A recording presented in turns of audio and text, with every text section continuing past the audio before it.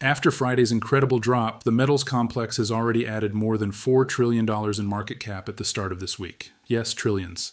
And it didn't happen by accident. That's the first thing you need to understand before any emotional opinion, before any headline, before any expert tells you the cycle is over. Because over? No. If anything, it's the opposite. Welcome back. Ken AG here.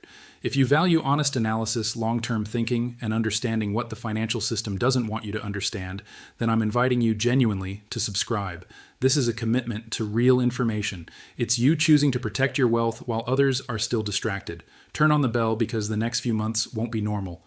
Before we continue, the quick and necessary disclaimer. This content is for educational and informational purposes only and does not constitute financial, investment, or trading advice. I am not recommending that you buy or sell any asset. Markets are volatile. Data can be delayed or vary by instrument and timestamp. Do your own research and consult a qualified professional before making investment decisions. Now let's get to what matters. The correction that didn't break anything. Let's stick to facts. After the drop, prices came back hard at the start of the week. On Tuesday, February 3rd, spot gold recovered roughly 6%, trading near $4,938 per ounce. Silver was even clearer with its message. It jumped about 10% back into the $87 area, and that came right after one of the fastest, most violent drops in recent memory.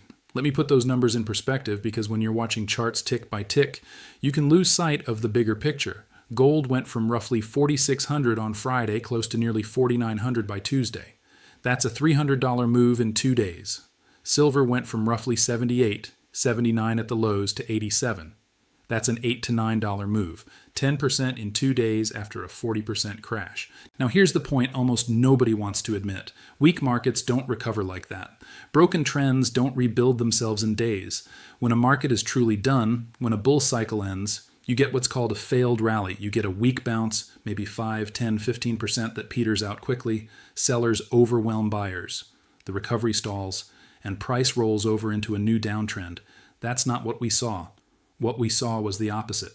It was a reset, not a cycle reversal. It was the market clearing excess, deleveraging fragile positions, and flushing out the late entrants who came in with leverage, with urgency, with impatience. The fundamentals stayed intact. Let me describe what actually happened in the market during this recovery because the mechanics matter. Friday closed with panic. Retail investors were capitulating. Leveraged traders were getting margin calls. Fear was extreme. But over the weekend, something shifted. Professional buyers, the ones who understand value, the ones who weren't forced sellers, they stepped in. You could see it in the order flow Monday morning. Large block purchases, institutional size orders. Not retail panic buying, but calculated accumulation. The bid side of the order book rebuilt. And when New York opened Tuesday, the momentum accelerated. Stop losses that had been placed on the downside were now flipping to stop losses on the upside. Shorts who sold the crash started covering, and that created a squeeze. This is textbook recovery behavior after a capitulation event. The weak hands sold, the strong hands bought, and when price started moving back up, it triggered technical systems that had been positioned for further downside. Those systems had to flip. They had to cover shorts and go long. That mechanical buying amplified the move, and suddenly you have gold up 6% and silver up 10% in 2 days. Think about what a real bear market looks like. I'll give you an example. In 2011, silver topped at $49. Then it rolled over. There were bounces, plenty of them. But each bounce was weaker than the last. Each rally failed at a lower high. The trend was clearly broken. Sellers were in control. And over the next 4 years, silver ground down to $14. That's what a broken trend looks like. What we're seeing now is different. We had an extreme flush. A 10 sigma event driven by forced liquidation, margin calls, mechanical selling. Then immediate strong buying. Price stabilized quickly. It didn't languish. It didn't form a weak base. It rebounded with conviction. That tells you the underlying bid is strong.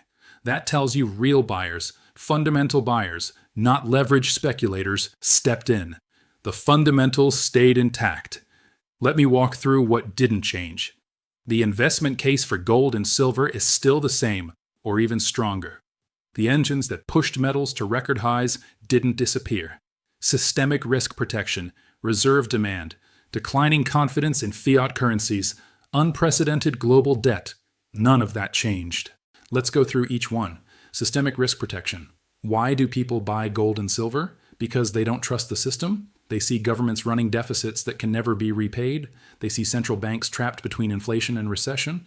They see financial markets that are more fragile than official narratives admit. And that fear, that recognition of systemic risk, it didn't go away because silver dropped 40%. If anything, the violence of the drop confirmed how fragile the system is. Reserve demand. Central banks are buying gold at record levels. Over 1,000 tons per year for the last 3 years. China, Russia, India, Turkey, Poland, Singapore, all accumulating. Why? Because they're diversifying away from dollars. They're preparing for a world where the dollar's reserve status is questioned. And that trend accelerated in 2025. It's not reversing. Every month we get data showing more central bank purchases. That creates a structural bid under gold. And when gold is supported, silver follows. Declining confidence in fiat currencies. Look at what happened to the Argentine peso, the Turkish lira, the Egyptian pound over the last few years. Currencies collapse when governments print too much, when debt becomes unsustainable, when confidence breaks. And the dollar, the euro, the yen, they're not immune. The US is running deficits of $2 trillion per year with no plan to fix it. Japan's debt to GDP is over 250%. Europe is barely holding together. That backdrop supports hard assets. Not every day, not in a straight line, but structurally. Unprecedented global debt. This is the big one. Global debt is estimated at over $300 trillion. That's more than 3 times global GDP. That debt can't be repaid in real terms. It can only be inflated away or defaulted on. And both of those outcomes are bullish for metals. Inflation erodes the real value of debt, but also erodes purchasing power of currencies. Default creates financial chaos and flight to safety. Either way, gold and silver benefit. If anything changed, it's the awareness that the system is more fragile than it looked.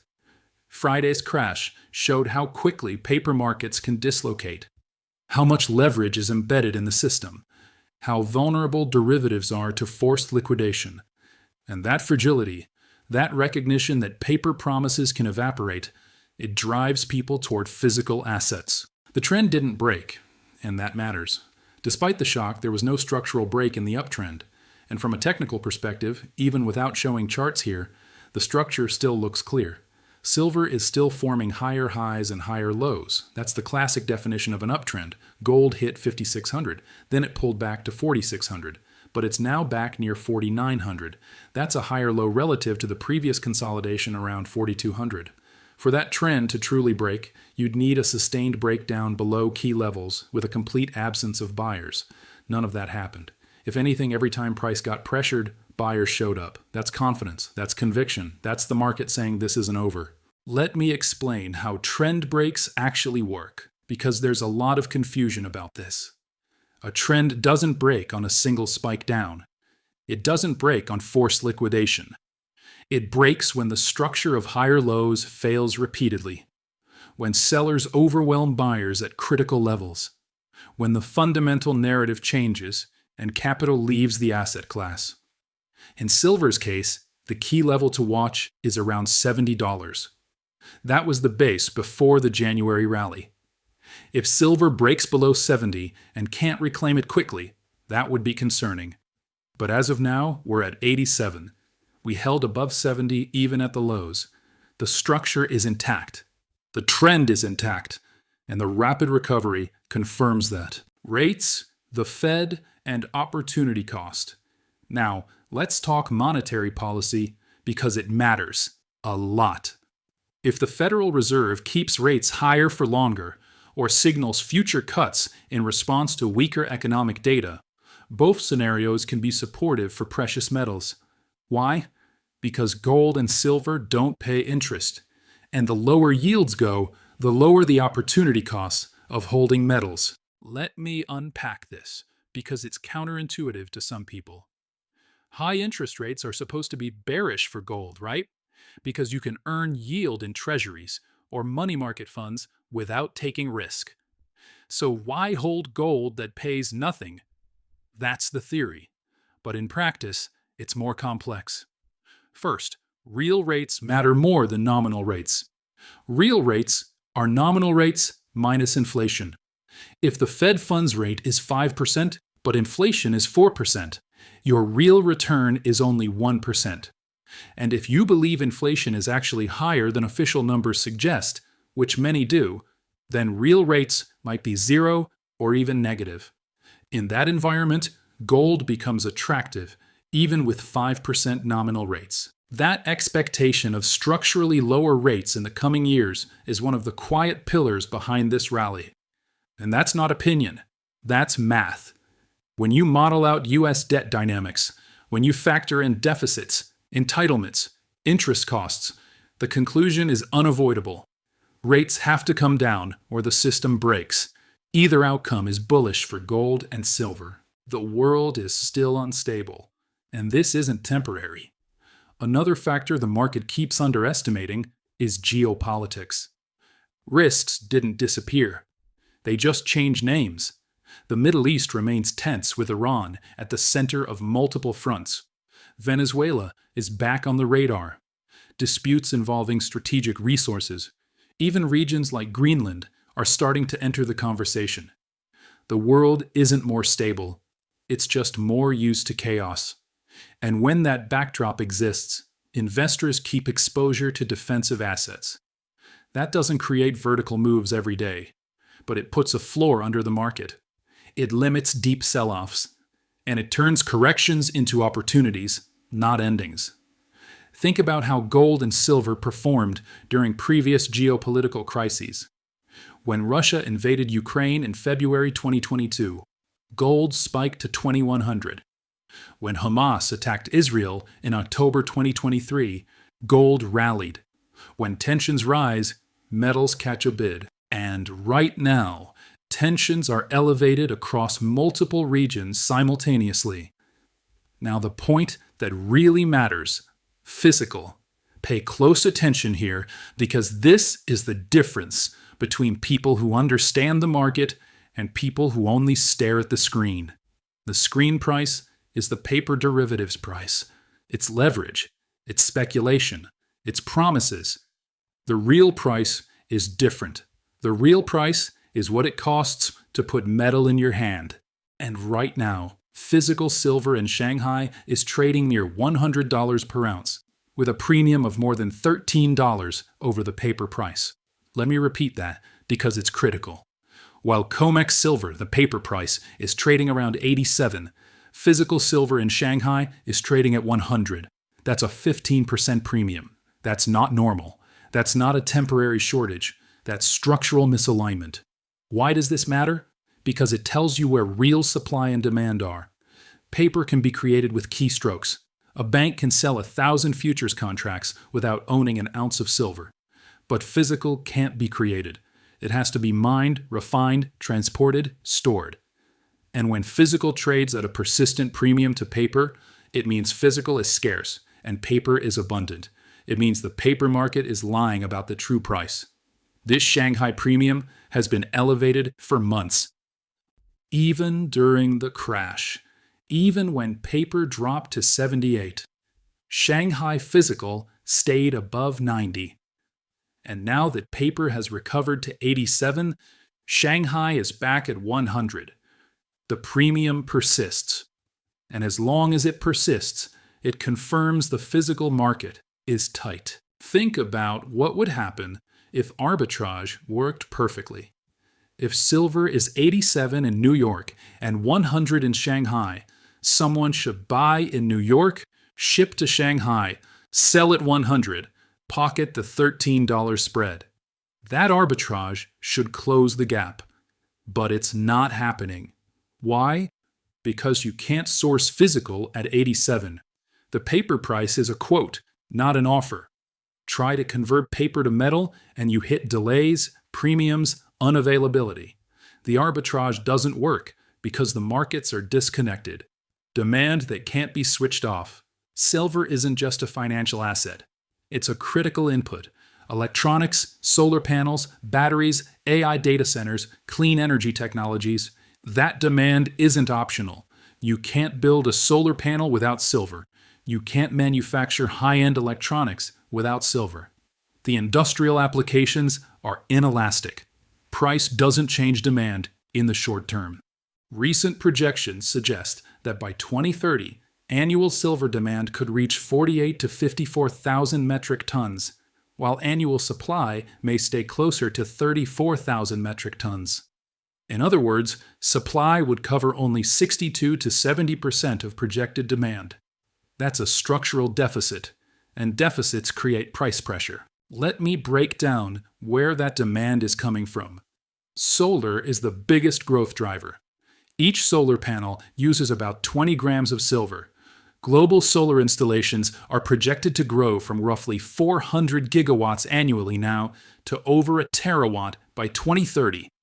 That translates to 14,000 metric tons of silver demand per year just from solar. That's roughly 40% of current total mine production going to one application. Electric vehicles are another driver. Each EV uses about 30 grams of silver for electrical contacts, circuit boards, and charging infrastructure. EV sales are projected to reach 30 million units annually by 2030. That's another 900 metric tons of annual demand. AI and data centers are growing rapidly. These facilities use massive amounts of power and require extensive electrical infrastructure, all of which relies on silver for conductivity and reliability. 5G infrastructure, medical devices, water purification, the list goes on. The solar sector alone could consume up to 14,000 tons per year, around 40% of current global production. That isn't cyclical. That's structural. When demand is structural, when it's driven by technology adoption and infrastructure build-out, it doesn't go away because of a price crash. It continues, it accelerates, and supply has to catch up or prices have to rise until demand destruction occurs. But here's the problem with demand destruction in silver. Most industrial uses require such small amounts that price doesn't matter. If silver goes from $25 to $100, a solar panel manufacturer doesn't stop production. The silver cost in a $500 panel goes from $1 to $4. That's not enough to change behavior. They pass the cost to customers or absorb it. Demand stays inelastic. What about supply? Can miners ramp up production to meet demand? Not easily. Most silver, about 70%, comes as a byproduct of other mining. Copper mines, lead mines, zinc mines produce silver as a secondary output. You can't just ramp silver production without ramping the primary metal, and those projects take years to develop. From discovery to production is typically 7 to 10 years. So even if miners wanted to increase silver output dramatically, they couldn't do it quickly. Primary silver mines, the ones that mine silver as the main product, represent only 30% of supply, and many of those are mature assets with declining grades. It's getting harder to find high-grade silver deposits. Exploration budgets have been cut for years. The pipeline of new projects is thin.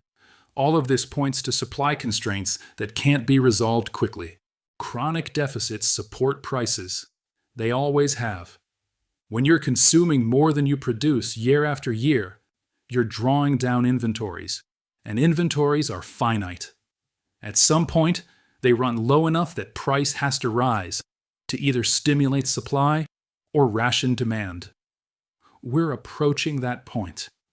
What I really want you to take from this video: corrections will happen. Volatility comes with the territory. But fundamentals don't change overnight. And today the fundamentals remain intact, are visible in the physical market, and are being ignored in the paper market. Having exposure to physical metal may be one of the biggest opportunities of our time. That's not a recommendation to buy or sell. It's a framework to think. Do your own analysis. Understand the risk. Understand the system. And most importantly, don't confuse noise with a cycle change. The $4 trillion recovery we saw this week, that's not noise. That's the market reasserting the trend. That's capital flowing back into the asset class after a forced liquidation event. Think about what happened. Friday, we had panic, forced selling, margin calls, mechanical liquidations. Then over the weekend, people had time to think. They looked at the fundamentals. They realized nothing changed. They saw physical premiums staying elevated. They saw industrial demand continuing. They saw central banks still buying. And they concluded the crash was a gift, not a warning. So Monday, Tuesday, they bought. And that buying added $4 trillion to market cap. $4 trillion is an enormous number. To put it in perspective, that's larger than the entire GDP of Germany. That's larger than the market cap of most countries' stock markets. And it happened in 2 days. That tells you the depth of conviction. That tells you the amount of capital waiting on the sidelines. That tells you this cycle is far from over. Who's buying? Let me break down the different types of participants, because understanding who's accumulating helps you understand the sustainability of the move. First, central banks. They never stopped. While retail was panicking on Friday, central banks were steady buyers. They're not trading. They're accumulating for strategic reserves. They don't care about daily volatility. They care about long-term diversification away from dollars. Second, institutional investors, pension funds, endowments, family offices. These entities rebalance on volatility. When gold dropped from 5,600 to 4,600, their portfolios became underweight precious metals relative to target allocations. So they have to buy to rebalance. It's systematic, not emotional. And that buying provides structural support. Third, high net worth individuals, people with serious capital who understand wealth preservation. They saw Friday's crash and recognized it as an opportunity. They're not trying to trade the bottom. They're trying to acquire physical metal at reasonable prices. And 80, 75, those were reasonable prices relative to the 120 we saw in January. Fourth, industrial buyers, solar panel manufacturers, electronics companies, anyone who needs physical silver for production. They have to buy regardless of price. When paper crashed to 78, their purchasing departments saw an opportunity to lock in cheaper supply. They stepped in with forward contracts, with spot purchases, with anything they could source. And that created physical demand at the lows that paper sellers couldn't see. Who's selling? That's equally important. The sellers are primarily leveraged traders who got margin called, algorithmic systems that triggered stops, and late retail entrants who bought the top and panicked at the bottom. Those are the weak hands.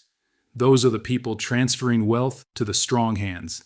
And once the weak hands are flushed, once the forced selling is complete, you get these violent rebounds. Now, what do you watch going forward? What are the signals that tell you whether this recovery continues or whether we're in for more volatility?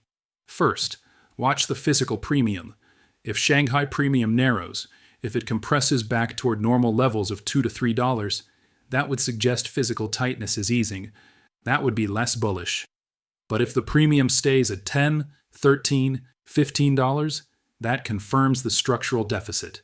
Second, watch industrial data, solar installations, EV production, data center construction. If those numbers stay strong or accelerate, that validates the demand thesis. Third, watch COMEX inventories. If registered stocks keep draining, if we see large delivery requests, that confirms physical demand is pulling metal out of the system. Fourth, watch central bank buying. Its monthly gold purchases stay above 50 tons, that's structural support. And fifth, watch for policy signals from the Fed. If they start talking about cuts, if they acknowledge economic weakness, that removes a headwind for metals. But even if they stay hawkish, even if they keep talking tough, the underlying dynamics support metals, because the debt math doesn't work with high rates indefinitely. Here's my tactical framework for positioning in this environment. I'm not telling you what to do. I'm sharing how I think about it. First, physical metal is the core position, not for trading, for wealth preservation. The $4 trillion recovery doesn't change that. Whether silver is at 120 or 75, physical is about protecting purchasing power over years and decades, not capturing short-term moves. Second, understand your time horizon. If you're thinking in days or weeks, this volatility will destroy you. You'll sell at bottoms and buy at tops. You'll react emotionally. But if you're thinking in years, if you can handle 40% drawdowns without panic, then corrections become opportunities. You buy when others sell. You hold when others capitulate. Third, avoid leverage on physical exposure. Leverage is what caused Friday's crash. Margin calls force selling at the worst possible prices. If you own shares of a physical-backed ETF without leverage, nobody can force you to sell. You control the timing.